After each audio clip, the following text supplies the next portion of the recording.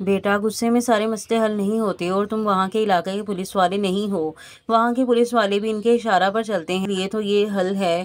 کسی بھی گھر کی عزت کو لے جاتے ہیں، فخر سے وہاں کوئی قانون نہیں چلتا۔ حمید صاحب نے افسوس سے اسے گاؤں کے حالات بتائے، جسے سن کر مزید غصہ آنے لگا تھا۔ لوگوں کے دل میں خوف خدا ختم ہو گیا ہے بیٹا، اسی لیے تو یہ حالات چل رہے ہیں۔ ہم لوگوں نے اس لیے عبیر کو اپنے پاس رکھا ہوا ہے، لیکن اب اس کے ماں باپ چاہتے ہیں اس کی شادی ہو جائے، کہیں تو شاید وہ کمینہ انسان خاموش ہو جائے۔ نانی اماں نے سب بتایا اسے۔ ان سب کی باتوں کے بیچ آج وہ خاموش تھی، جسے صرف اپنے گھر کی فکر تھی۔ مرتضیٰ نے اس کا اداس چہرہ دیکھا جو اچھا نہیں لگا۔ وہ خاموش کہاں رہتی تھی، ہمیشہ ہنستی مسکراتی ہی اس کے سامنے آئی تھی، اور آج وہ خود کے ساتھ دوسروں کو بھی اداس کر رہی تھی۔ اس کی خوبصورتی میں واقعی بہت کشش تھی۔ کیا ہوا بیٹا، تم پریشان لگ رہے ہو؟ دادی نے حمید صاحب کو پریشانی سے اندر آتے دیکھا۔ جی اماں، وہ عبیر کو بلائیں، کچھ بات کرنی ہے۔ حمید صاحب پریشان گھبرائے ہوئے تھے۔ ہوا کیا ہے بیٹا؟ آرام سے بیٹھ کر بات کرتے ہیں، بیٹھو، میں عبیر کو آواز دیتی ہوں۔ عبیر! دادی حمید صاحب کو پاس بٹھا کر عبیر کو آواز دی۔ اماں، اس کمینہ انسان نے بخش پر گولی چلا دی ہے، اس کی حالت خراب ہے، اس لیے عبیر کو ملانے لے جا رہا ہوں۔ حمید صاحب کو آج ہی صبح فون آیا تھا، جس پر وہ تیزی سے گھر بھاگے آئے۔ یا اللہ خیر، یہ سب کیا ہو گیا بیٹا؟ میں بھی ساتھ چلتی ہوں۔ یہ سب کیسے ہو سکتا ہے؟ میں چل کر بات کرتی ہوں، کہیں معاملہ زیادہ خراب نہ ہو جائے۔ دادی نے دل پر ہاتھ رکھا، وہیں اندر آتی عبیر کے کانوں نے یہ بات سن لی۔ وہ تڑپتی ہوئی ان کے قریب آئی۔ ماموں سائیں، یہ کیا کہہ رہے ہیں؟ ابا کو کیا ہوا؟ مجھے لے چلیں ان کے پاس، وہ روتی ہوئی بولی۔ دادی اور حمید صاحب کو اس کی حالت پر بہت افسوس ہوا۔ حمید صاحب نے دادی کو ساتھ چلنے سے منع کر دیا اور عبیر کو ساتھ لے گئے۔ آج تو بہت خاموشی ہے گھر میں، خیر ہے؟ مرتضیٰ جاب سے واپس آیا تو گھر کی خاموشی دیکھ کر حیرت ہوئی، ورنہ ہمیشہ عبیر محترمہ کا ڈول بجتا رہتا تھا۔ ہاں بھائی، میں بھی بور ہو گیا ہوں، اور آپ کو پتہ ہے میں عبیر سے ناراض ہوں، بغیر بتائے گاؤں چلی گئی ہے۔ احمد ناراض سا بولا۔ وہ جیسے ہی گھر آیا اسے پتہ چلا عبیر اپنے گاؤں جا چکی ہے، پوری بات اسے پتہ نہیں تھی۔ کیا، کب، کیسے، کس کے ساتھ؟ مرتضیٰ تیزی سے اٹھ کھڑا ہوا، حیرت اور فکر مندی سے پوچھا۔ احمد نے حیرانگی سے بھائی کے نئے روپ کو دیکھا۔ بیٹا آرام سے، تمہارے بابا کے ساتھ گئی ہے، اس کے باپ کی طبیعت خراب تھی، اس لیے انہوں نے بلایا ہے، اور کبھی نہ کبھی تو جانا تھا اسے۔ تم لوگ پریشان کیوں ہو رہے ہو؟ مسز حمید نے آدھی ادھوری بات بتائی، پر مرتضیٰ کے لہجے نے ان کو پریشان کر دیا تھا۔ پھر بھی ماما، ایسے کوئی جاتا ہے کیا؟ اور بابا مجھے تو ساتھ لے جا سکتے تھے، میں نے دیکھنا تھا عبیر کا گاؤں۔ احمد سخت ناراض تھا عبیر سے۔ بھائی ہم چلے ساتھ عبیر کے گاؤں، احمد پر جوش انداز میں بولا تھا۔ بس خاموش، کیا بچوں جیسی ضد ہے؟ اپنی پڑھائی پر دھیان دو، اور تم جا کے فریش ہو، میں کھانا لگواتی ہوں۔ مسز حمید نے دونوں کو جھڑکا۔ دادو کہاں ہیں؟ اپنے روم میں، تم پہلے فریش ہو پھر مل لینا۔ مسز جانتی تھیں وہ دادی کے پاس گیا تو وہ اسے پوری بات بتا دیں گی۔ انہیں اپنا یہ بیٹا بہت پیارا تھا، اس لیے اس کے فیصلے وہ خود چاہتی تھی، لیکن شوہر ساس کے ہوتے ہوئے کیسے وہ خود صرف اس پر حق جتانا سمجھتی تھی۔ السلام علیکم دادو، کیسی ہیں؟ مرتضیٰ دادو کے روم میں آیا، وہ پریشان سی بیٹھی ہوئی تھی۔ کیا بتاؤں بیٹا، کیسی ہو سکتی ہوں؟ اپنے بچے جب پریشان ہو تو ماں کیسے خوش رہ سکتی ہے؟ دادی اداس ہوئی۔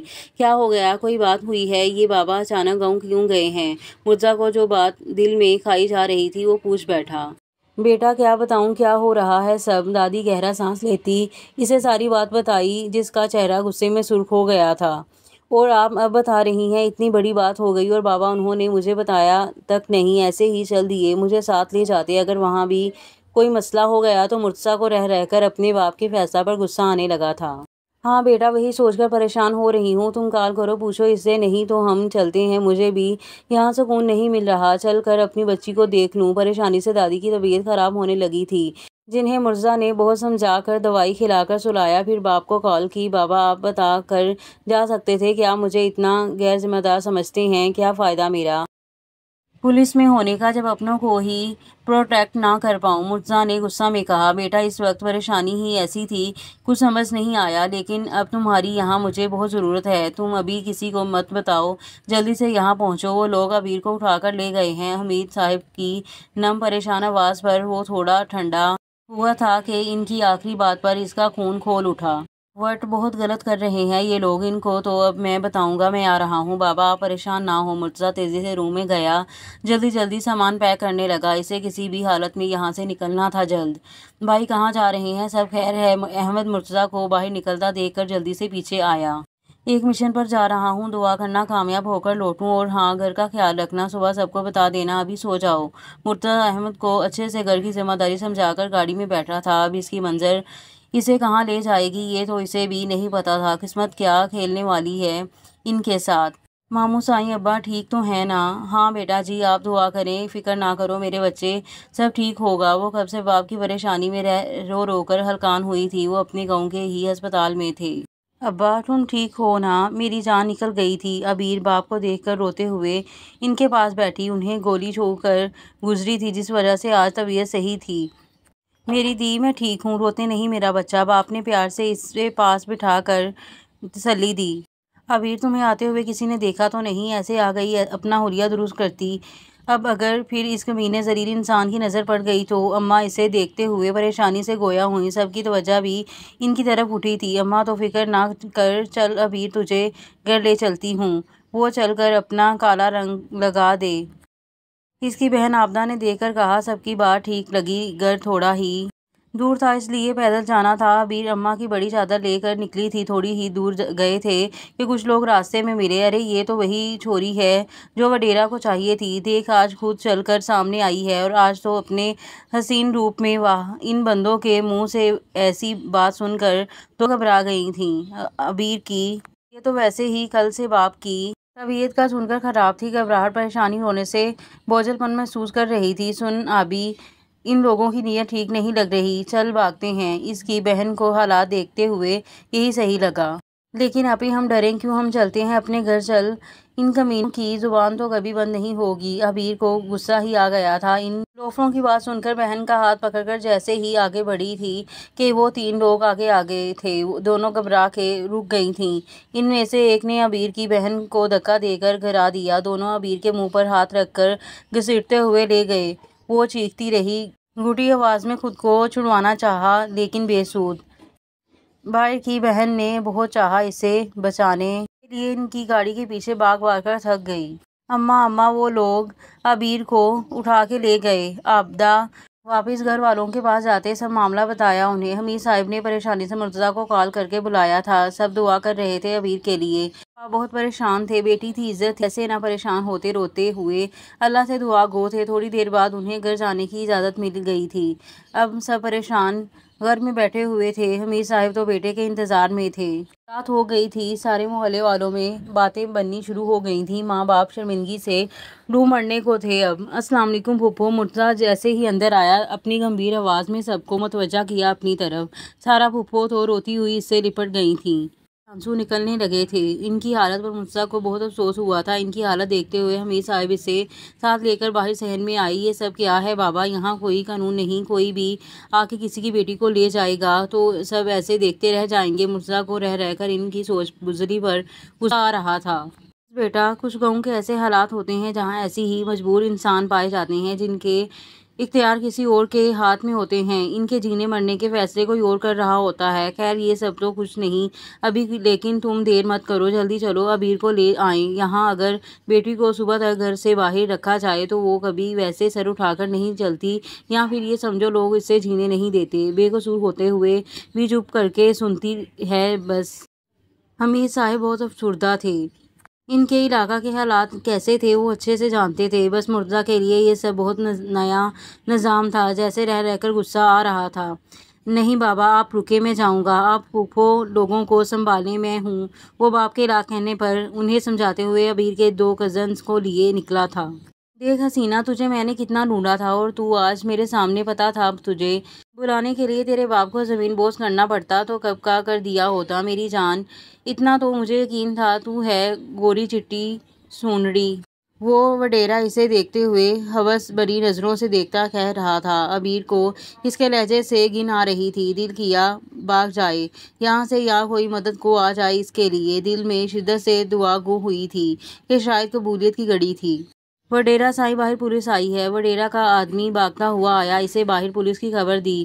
وہ جو عبیر کے قریب جانے کا ارادہ کر رہا تھا بدمزہ ہوتے ہوئے باہر نکلا۔ وہ جو صبح سے اسے خالی کمرے میں قید تھی، رو کر تھک گئی تھی، اب بھوک پیاس سے نڈال ہو رہی تھی جس وجہ سے چکر آ رہے تھے اسے۔ جی فرمائے صاحب جی، کیا خدمات کی جائے آپ کی؟ وڈیرا اپنی بڑی مونچھوں کو تاؤ دیتا ہوا بولا۔ مرتضیٰ نے ایک بھرپور نظر اس پر ڈالی جو عمر میں اس سے بھی چند سال بڑا تھا، حلیے سے بھی جاہل آوارہ لگ رہا تھا۔ شکایت ملی ہے تم نے بخش کریم کی بیٹی کو اغوا کیا ہے، اسے عزت سے ہمارے حوالے کر دو۔ مرتضیٰ اپنی بھرپور وجاہت سے بھاری آواز میں بولتا، اس کے قریب آ کر سنجیدگی سے بولا، وہ تھا بھی پولیس یونیفارم میں۔ ہا ہا ہا صاحب جی غلط خبر لے کر آئے ہیں، جانتے نہیں میں اس علاقہ کا سردار ہوں، یہاں کوئی بھی میرے خلاف بولنے کی جرات نہیں کر سکتا، اور آپ تو سیدھا الزام لگا رہے ہیں، میں بھلا کیوں اس کی گالی بیٹی کو اٹھا لوں گا؟ وہ ہنستا خباثت بھرے لہجے میں بولا تھا کہ آخر میں گالی دیتے ہوئے شاید اپنی موت بھول گیا، جیسے مرزا کے بنش نے یاد دلایا تھا۔ مرزا کا خون کھول گیا تھا اس کے گالی لفظ پر۔ تو جانتا نہیں مجھے مرتضیٰ حمید کیا چیز ہے، تجھ جیسے ہزاروں کو دیکھ چکا ہوں، تو کیا چیز ہے سالے، تیری زبان سے جو یہ گندے لفظ نکلتے ہیں انہیں ہمیشہ کے لیے بند کر سکتا ہوں میں۔ مرتضیٰ غصہ کی شدت میں اسے مارتا گیا، جو اس کے آدمی بیچ میں آ رہے تھے انہیں بھی دھوتا گیا ساتھ۔ عبیر کے غضن منہ کھولے حیرت سے مرتضیٰ کا روپ دیکھ رہے تھے، انہیں تو کسی فلم کا ہیرو لگا تھا۔ سائیں صاحب چھوڑیں، اگر اسے کچھ ہو گیا تو بڑا مسئلہ ہو جائے گا ہمارے گاؤں کے لیے، آپ پوچھیں عبیر کہاں ہے؟ عبیر کا چچا زاد کزن آگے بڑھتے ہوئے مرتضیٰ کو روکتا، اسے سمجھایا۔ مرتضیٰ غصے بھری نظر دیکھتا دور ہوا، وڈیرا کراہتا اندر کی جانب اشارہ دیا۔ مرتضیٰ بھاگتا ہوا اندر پہنچا، دیکھا تو وہ کونے میں بے ہوش پڑی ہوئی تھی۔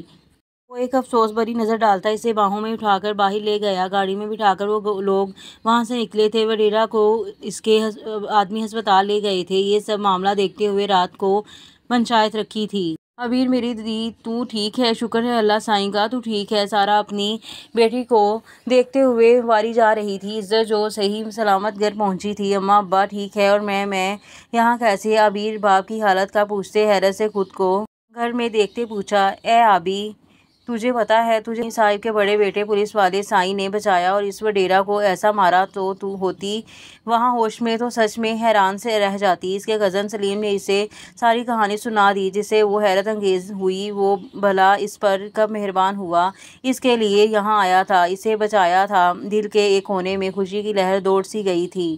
تھوڑی دیر بعد وہ خود کو پرسکون رہی تھی، کھانے پینے کی وجہ سے شاید، لیکن گھر کا ماحول پریشانی والا تھا۔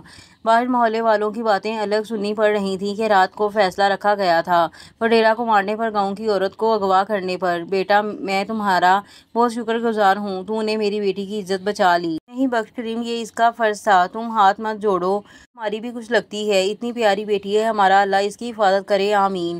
بخش کریم بہت شکر گزار تھے حمید صاحب اور ان کے بیٹے کے، دونوں باپ بیٹے نے ان کو بہت حوصلہ دیا۔ اب کیوں پریشان ہو، کچھ نہیں ہوگا، اب سب ٹھیک ہے دیکھنا۔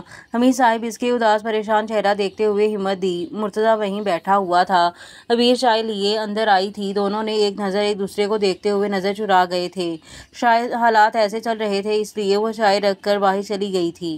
بس حمید سائیں عبیر کے لیے پریشان ہوں، آج رات کو بیٹھ کر فیصلہ کریں گے، وڈیرا کو جو نقصان ہوا ہے وہ بدلے میں میری بیٹی لے گا۔ بخش کریم کی بات پر مرتضیٰ کو جھٹکا سا لگا، یہ بات اسے اچھی نہیں لگی تھی، کیوں یہ خود بھی نہیں جانتا تھا، لیکن جو بھی تھا عزت کا معاملہ تھا، اس کے گھر کا تھا، کیسے برداشت کرتا؟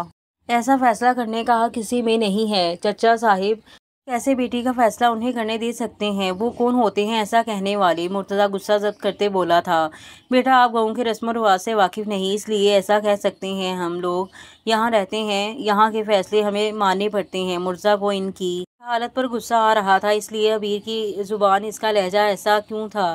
اب سمجھ آیا اسے، اس میں اس کی غلطی نہیں تھی، وہ پلی بڑی ایسے ماحول میں تھی۔ ارے واہ عبیر تو بڑی خوش نصیب ہے، تجھے اینا سونا شوہر مل رہا ہے، ہائے آبی کیا قسمت پائی ہے تو نے، دیکھ کتنا سونا منڈا تینوں ملا ہے۔ اس کی بہن اور کزن اسے کب سے چھیڑ رہی تھیں، اس کی قسمت پر رشک کر رہے تھے سب، جو سوچوں میں گم تھی۔ اچھا چلو لڑکیوں تم لوگ باہر جاؤ، مجھے آبی سے بات کرنی ہے، جاؤ۔ سارا ماں اندر آتے ہی سب کو باہر بھیج دیا، اس کے سامنے آئی جو لال جوڑے میں سادہ سی تیار پیاری لگ رہی تھی لیکن پریشان الجھی ہوئی۔ اماں یہ سب کیا ہو رہا ہے، تو ہی خیال کر لے، کیا سوچیں گے ماموں سائیں کے گھر والے، مامی کو بھی نہیں پتا، یہ صحیح نہیں ہو رہا، اور ان سے پوچھا ہے وہ راضی ہے کیا؟ وہ دھڑکتے دل کے ساتھ خوفزدہ سی بولی تھی، انجانی خوشی تھی کہ خوف میں بدل رہی تھی۔ دیکھ ابھی میں جانتی ہوں ہم ان کے قابل نہیں، لیکن تو دیکھ یہ سب تیرا نصیب ہے، یہی ہونا تھا ہو رہا ہے، اسے خوشی خوشی قبول کر لے۔ تیرے ماموں سائی نے بڑے پیار مان سے تجھے مانگا ہے، سب کے سامنے، میں ان کی سگی بہن نہیں لیکن سگی سے بڑھ کر پیار کرتے ہیں۔ بھائی حمید مجھے تجھے بھی خوش رکھے گے میری بچی، ماموں سائی نے مانگا ہے، اس نے نہیں ماں وہ دل میں کہہ سکی تو نصیب سمجھ کر دل سے راضی ہو جا اور خوشی خوشی اس رشتے کو نبھانا، سب کو خوش رکھنا، کبھی لڑ جھگڑ کر واپس ماں باپ کے گھر مت آنا۔ تجھے یہاں سے بھیج رہے ہیں، تو حالات جانتی ہے، سمجھ رہی ہے میری بات کو؟ ماں آنسو بہاتے ہوئے اسے اچھے سے سمجھا رہی تھی، وہ خالی خالی دماغ لیے حاضر تھی۔ ہاں بس پل بھر میں کیا سے کیا ہو گیا تھا، یہ سب صحیح نہیں ہو رہا۔ بابا آپ نے کیوں کیا ایسا؟ ماما کو پتہ چلا تو جانتے ہیں کیا قیامت آئے گی، اور مجھ سے پوچھا تک نہیں، وہاں سب کے سامنے فیصلہ سنا دیا آپ نے۔ مرتضیٰ کو بے انتہا غصہ تھا اپنے باپ پر، جو پوری پنچایت میں فیصلہ سنا آئے تھے۔ عبیر کا نکاح مرتضیٰ سے ہوگا اور آج ابھی ہوگا سب کے سامنے، رات وہ اسے لے کر رخصت ہوں گے یہاں سے۔ تو اور کیا کرتا، اپنی گھر کی عزت کو یوں گہروں میں دیتے۔ سارا ہماری سگی نہ سہی لیکن سگی بہن سے بڑھ کر ہے، میں نے اماں کو بتا دیا ہے، انہیں بھی کوئی اعتراض نہیں۔ تمہاری ماں کو میں سمجھا دوں گا، ابھی تم چلو باہر، نکاح خواہ انتظار کر رہا ہے، ہمیں پھر نکلنا بھی ہے۔ حمید صاحب کے جذباتی فیصلے پر آج وہ اپنی قسمت سے لڑ رہا تھا، وہاں ان کے سنائے ہوئے فیصلے پر اس کے باپ کا دل راضی ہونا نہیں ہوا تھا، ساتھ اس کا بھی۔ لیکن جب باپ جذباتی ہو کر اسے قربانی کا بکرا بنائیں گے تب جی بھر کر ان پر غصہ آیا اسے، اور عبیر کا سوچتے ہی مزید غصہ آ جاتا تھا۔ ماں بائی اپنے گھر کی الگ پریشانی تھی، کیسے فیس کرے گا وہ سب کو؟ کیا وہ ساری زندگی ایسی جاہل لڑکی ان پڑھ لکھی کے ساتھ جی پائے گا؟ اس کے ساتھ سفر خوبصورت گزرے گا؟ سوچو سوچو میں دل پر پتھر رکھتے اپنے نکاح میں لے ہی لیا۔ اب آگے کا سفر کیا ہوگا، کیسے ہوگا، یہ تو آنے والے وقت کو پتہ تھا۔ رات دیر سے وہ لوگ نکلے تھے، گاڑی میں موت جیسی خاموشی تھی، ہر کوئی اپنی اپنی سوچوں سے لڑ رہا تھا، ایک دوسرے سے کوئی آگے آنے۔ اور یہاں پر ایپیسوڈ کا اختتام ہوتا ہے، اور ملتے ہیں اگلے ایپیسوڈ میں، تب تک کے لیے دے مجھے اجازت، اللہ حافظ۔